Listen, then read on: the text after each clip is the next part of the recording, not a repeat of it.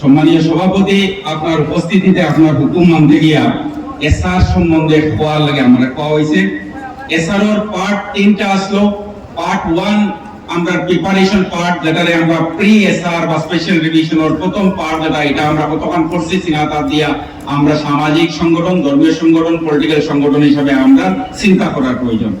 এখন যেটা প্রয়োগ জরুরি, আমরা সারা কাছে মোবাইল আছে, সকল পয়লা cec.assam.nic.in আমরা খুলিয়াকে একদম লাস্টের পার্টে স্ক্রল করে করে যাই, লেটেস্ট স্ট্যাটাস রিপোর্ট তো ক্লিক করে লেটেস্ট স্ট্যাটাস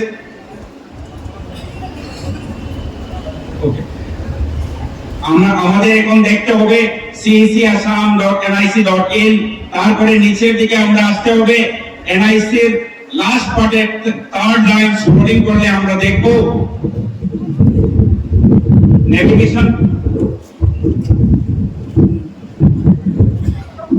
নেভিগেশনের কলাম নাম্বার 3 তে লেটেস্ট স্ট্যাটাস রিপোর্ট। এই স্ট্যাটাস রিপোর্টের প্রথম দায়িত্ব আমাদের কাছে ফর্মস 5 ফর্ম যেন already generated. Form number 9 roll 15 and 16 এর মধ্যে আপনারা দেখতে হবে কোন কোন মানুষ আমরা ইনক্লুশনের জন্য অ্যাপ্লাই করেছি। এই ফর্মটা ইমিডিয়েটলি আমাদের মসজিদ কমিটি হোক, হালকা কমিটি হোক, ইমাম কমিটি হোক, জমিয়ত হোক, নদওয়া হোক, আহলে সুন্নাত হোক, এই কমিটি হিসাবে আমাদের এই ফর্ম ডাউনলোড করে আমাদের মোবাইলে রাখতে হবে এবং প্রিন্ট আউট নিয়ে আমাদের দেখতে হবে যে ইনক্লুশনের জন্য আমরা দিয়েছিলাম এই ইনক্লুশনের কারেকশনের ফর্মটি আমাদের কিছু করার আছে। 2 নম্বর ফর্ম 10, যেখানে অবজেকশন, এই অবজেকশনের জন্য আমাদের সবচেয়ে বেশি হয়রানি হতে হবে। অলরেডি আমাদের হিয়ারিং এর সময় আমরা যে দায়িত্ব পালন করার কথা ছিল, আমি মনে করি সামাজিক কর্মী হিসাবে আমরা এই দায়িত্ব পালন করি নাই। আমরা ব্লক হিসাবে মাইনরিটি কনসেন্ট্রেটেড ডিস্ট্রিক্টের কথা চিন্তা না করে মাইনরিটি কনসেন্ট্রেটেড ব্লকের উপর আমাদের মেইন ফোকাস করার কথা ছিল। আমাদের দায়িত্ব যে আমরা যেভাবে হোক, আমরা কোনোভাবে করছি না এটা আমি বলছি না, কিন্তু আরো বেশি করার প্রয়োজন ছিল। এই ফর্ম থেকে বেশি অবজেকশন আমাদেরকে এই রিসিভের ডাউন কপি আমাদের এখন দেখতে হবে এবং রিজন অর্ডার পাস করার 15 দিনের মধ্যে আমাদের সব ডকুমেন্ট ইন অর্ডার রাখতে হবে। 3 নম্বর ফর্ম 11, ফর্ম 11 তিনটা part, form 11A and 11B। 11 এর মধ্যে আমার খুব বেশি প্রায়োরিটি দেখার প্রয়োজন নেই, কিন্তু 11A তে আমাদের শিফটিং আমাদের মধ্যে খুব প্রবলেম। শিফটিং হলো within the constituency 1 category, outside the constituency 2 category, outside the district 3 category, outside the state 4 category, আর আউটসাইড ইন্ডিয়া আরেকটা ক্যাটাগরি। এইভাবে আমাদের দেখতে হবে। এই ফর্ম ডাউনলোড করে প্রিন্ট আউট নিয়ে আমাদের যারা শিফটিং, পার্মানেন্ট শিফটিং এর কথা দিয়েছিলাম, এখানে এই হিসাবে আসছে কিনা। ফ্যাম এবার 11B তে আউটসাইড, কিন্তু আউটসাইডের ক্যাটাগরি এসারে যারা আমরা BLO এবং BLO এখানে আছে, আউটসাইড ক্যাটাগরির মধ্যে তারা খালি আউটসাইড দ্য কনস্টিটিউয়েন্সি ক্যাটাগরি এখানে রাখছে। যারা আমরা পাসপোর্ট নিয়ে বাইরে দেশে আছি, এদের কি অবস্থা হবে একটু চিন্তা করে দেখেন। লাস্ট আমাদের এই ফর্ম 9, 10, 11A এবং 11B আমরা মহল্লা হিসাবে প্রিন্ট আউট করে মানুষকে গাইড করতে হবে কি কি ডকুমেন্টের প্রয়োজন। এই প্রয়োজনের মধ্যে 2005 বেস ইয়ার, বহুত উকিল আমার মধ্যে ডিসএগ্রি হবেন। এখন আমাদের এপ্রিলের দিকে যেতে হবে। এপ্রিল মিন্স আমরা প্রথম এপ্রিল ইয়ারের কাছে, ইয়ারের অর্ডারটা পাস হওয়ার সাথে সাথে আমরা DEO এর কাছে যেতে হবে, যিনি district magistrate DC. Within 15 days, এই 15 ডেজ আমাদের কাছে ডকুমেন্ট কি কি ডকুমেন্টের প্রয়োজন। 2005 এর ডকুমেন্ট, NRC ডকুমেন্ট নিয়ে কোনো দ্বিধা আছে, কিন্তু NRC document with family tree আমাদের রাখতে হবে। আইডি প্রুফ, অ্যাড্রেস প্রুফ, আর নতুন যারা ভোটার কার্ড ঠিক আছে, কিন্তু ভোটার কার্ডের লগে আমাদের birth certificate mandatory. Birth certificate নিয়ে আমাদের মধ্যে বহুত প্রবলেম। একটা ডিমাপুর থেকে নেওয়া, একটা গৌহাটি থেকে নেওয়া, একটা শিলচর থেকে নেওয়া, যেটা আমরা ইনক্লুশনের জন্য দিয়েছি। পারফেক্টলি আমরা আইডেন্টিফাই করতে হবে, স্কুলের জন্য একটা আর এসআর এর জন্য আরেকটা চলবে না। এখন আমাদের মধ্যে মাত্র 15 দিনের টাইম। এই 15 ডেজের মধ্যে আমাদেরকে ডকুমেন্ট রাখতে হবে। তার ডকুমেন্ট রাখার প্রয়োজন বিশেষ করে মহিলাদের জন্য।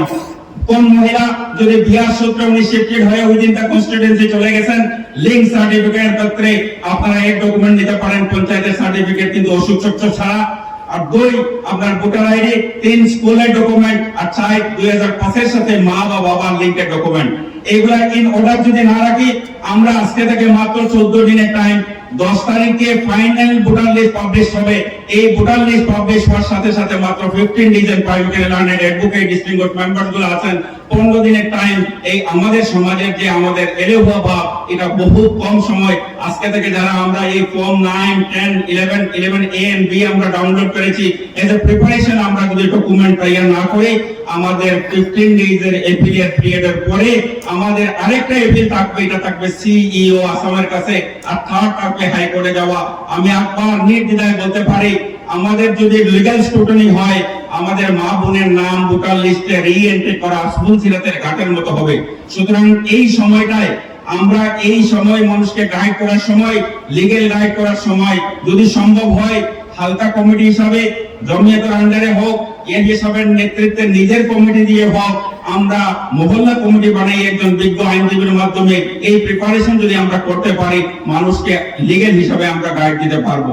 সম্মানীয় সভাপতি, আপনার মাধ্যমে আমি এই বিশাল জনসভায় আরেকটা জিনিস এখানে এড করতে চাই। রিজন ওয়ার্ড পাস করার সাথে সাথে আমরা উকিলের আমাদের দায়িত্ব বাড়বে, একটা প্রসিজারাল পার্ট আর একটা মেরিটের পার্ট। মেরিট কিন্তু ডকুমেন্ট ছাড়া হবে না। আপনিও যদি আমার কথার পরে একটি নির্দেশ দিয়ে দেন, একটা অ্যাডভাইজারি দিয়ে দেন যে এরিয়াতে আমরা উকিল সমাজ আছি, একজনের সাথে আলোচনা করে এই ডকুমেন্টগুলা যার ডিলিট হওয়ার সম্ভাবনা আছে যদি আমরা রেডি রাখি, ইনশাআল্লাহ আমরা ডরের কোনো প্রয়োজন নাই, আমরা এই লিগ্যাল ফাইটে আমরা ইনশাআল্লাহ কামিয়াব হব। সম্মানীয় সভাপতি, আপনার উপস্থিতিতে আমি এই বিশাল জনসমুদ্রের সামনে একটা একনলেজমেন্ট করতে চাই। এই একনলেজমেন্ট হলো 2015 সালে যখন আপনার নেতৃত্বে মসজিদ, মাদ্রাসা, ঈদগাহ এবং মাজারখানা বাসাও আমি এবং লোকমান বাবুর নেতৃত্বে আপনার কাছে গেছিলাম। আপনি বলেছিলেন যেভাবে হয় মানুষগুলোকে সাহায্য করেন। তখন থেকে আমরা প্রত্যেক বছর মানুষকে লিখেছিলাম যে মসজিদ, মাদ্রাসা, ঈদগাহ, কবরস্থানের ডকুমেন্টগুলো ঠিক করেন। উম্মিদে এখানে খালিদ ভাই আছেন, আমরা উম্মিদে এখন পর্যন্ত 75% মানুষ আমরা রেজিস্টার করতে পারি নাই। আরেকটা প্রবলেম হলো যদি আমরা উম্মিদের দিকে যাই, নতুন মসজিদ, নতুন মাদ্রাসা, নতুন ঈদগাহ বানানোর আগে একটা অ্যাডভাইসারি দেওয়ার প্রয়োজন, সময় এসে গেছে। কোন জায়গায় আমরা মসজিদ বানাবো, গভর্নমেন্টের জায়গায় মসজিদ বানালে কি হবে, পরবর্তী সময়ে বিল্ডিং পারমিশন কিভাবে নিব, মসজিদের অ্যাকাউন্ট কিভাবে হবে, কমিটি কিভাবে হবে। কারণ এই ওয়াকেফ অ্যাক্টে আমাদেরকে একটু লুপিং এর জায়গা রেখে দিয়েছে, কাকে আমরা ফলো করব। যদি আমরা বাস মিস হয়ে গেছে, এরপরেও আমি বলছি নতুন হিসাবে উম্মিদের কথা চিন্তা না করে মসজিদ, মাদ্রাসা, ঈদগাহ, কবরস্থানের জন্য নতুন ডকুমেন্ট চেক আপনার নেতৃত্বে 2015 সালে হয়েছিল। এই মুহিম, এই কারওয়াই, এক্সারসাইজ যদি আবার আমরা না শুরু করি, 2027 এর পরে আরেক বিপদ আসার সম্ভাবনা আছে। আর যদি মসজিদ কমিটি এখন থেকে হাই রাইজ বিল্ডিং এর পারমিশন না নেন, বিশেষ করে ন্যাশনাল হাইওয়ের সাথে সাথে যেগুলো বিল্ডিং আছে, অ্যাকাউন্ট যদি সুন্দরভাবে সুস্থভাবে না হয়, ম্যানেজমেন্ট কমিটির দায়বদ্ধতা সম্বন্ধে আপনারা আরেকবার লিগ্যাল কনসালটেশনের প্রয়োজনের সময় এসে গেছে। আমাকে এই সুযোগ করে দেওয়ার জন্য আমি সত্যিকার অর্থে আমি ব্লেসড, আমি আভারী। আর আমি আপনার কাছে দোয়া চেয়ে আমি বিদায় নিচ্ছি। যদি কোনো এরপরেও আমি সাধারণ উকিল হিসাবে আপনার ব্যক্তিগত যে 17-18 জন উকিল এখানে কাজ করতেছেন, আমাদের কোনো সাহায্যের প্রয়োজন হয়, আপনি হুকুম করেছিলেন রাত্রের মধ্যে। একটা এক্সাম্পল সেট হয়েছিল যে প্রথম জমিয়ত উলামা হিন্দের এই শিলচরের কমিটি থেকে যে ডিটেইল ইলাবোরেট মেমোরেন্ডাম দেওয়া হয়েছে, আমি দাওয়ার সাথে বলতে পারি এই ধরনের ডিটেইল মেমোরেন্ডাম বোধহয় এক্সেপশনাল। এটা যদি কম্পেয়ার করা যায়, এটা নাম্বার 1 হবে। সম্মানীয় সভাপতি, আপনি আমাকে এই সুযোগ করে দেওয়ার জন্য আপনার কাছে আমি আবারই। ইনশাআল্লাহ এই পবিত্র মাটিতে বাসকান্দি হুজুরদের পা যে মাটিতে রেখেছিল, আপনি আমাকে ডেকে এনে যে সম্মান দিয়েছেন, সুযোগ দিয়েছেন, এটার জন্য আমি চিরঋণী থাকবো। জাযাকুমুল্লাহ খাইর।